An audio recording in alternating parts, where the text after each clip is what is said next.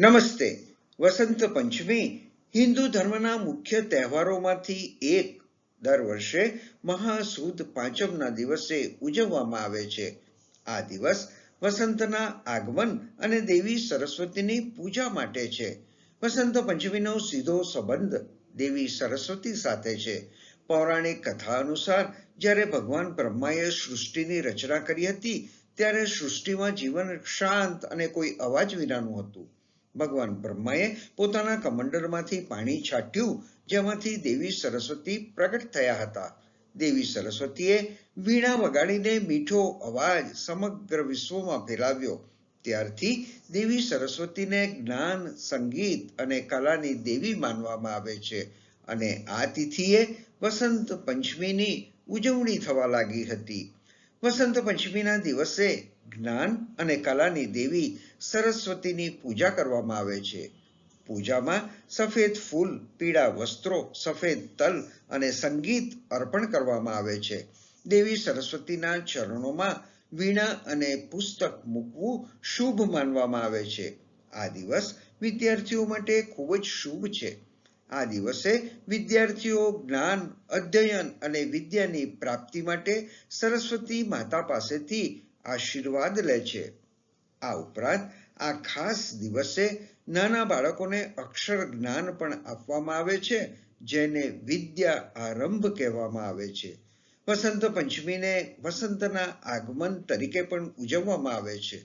એવું માનવામાં આવે છે કે આ દિવસથી ઠંડીનું વાતાવરણ સમાપ્ત થવાનું શરૂ થાય છે અને હવામાનમાં ફેરફાર થાય છે. ખેતરોમાં પીળા સરસવના ફૂલો ખીલે છે. પીળો રંગ વસંત ઋતુનું પ્રતીક છે. લોકો આ દિવસે પીળા રંગના કપડાં પહેરે છે. ખીચડી અને હલવા જેવી પીળી વાનગીઓ બનાવે છે. પીળો રંગ જ્ઞાન અને શાણપણનું પ્રતીક છે. દેવી સરસ્વતીને જ્ઞાનની દેવી માનવામાં આવે છે. તેથી આ દિવસે પીળા રંગનું વિશેષ મહત્વ છે. વસંત પંચમીને પ્રેમ અને સૌંદર્યનો તહેવાર પણ માનવામાં આવે છે. પૌરાણિક કથા અનુસાર આ દિવસે કામદેવે પોતાની પત્ની રતિ સાથે મળીને ભગવાન શિવની તપસ્યાનો ભંગ કરવાનો પ્રયાસ કર્યો હતો. આ કારણે તેને પ્રેમ અને સુંદરતાના તહેવાર તરીકે પણ ઉજવવામાં આવે છે. વસંત પંચમીના દિવસે નવું કાર્ય કરવું ખૂબ જ શુભ માનવામાં આવે છે, જેમ કે નવું શિક્ષણ, નવા કાર્યની શરૂઆત, બાળકોના મુંડન સંસ્કાર, ગૃહ પ્રવેશ, સગાઈ, વિવાહ જેવા શુભ કાર્યો થઈ શકે છે.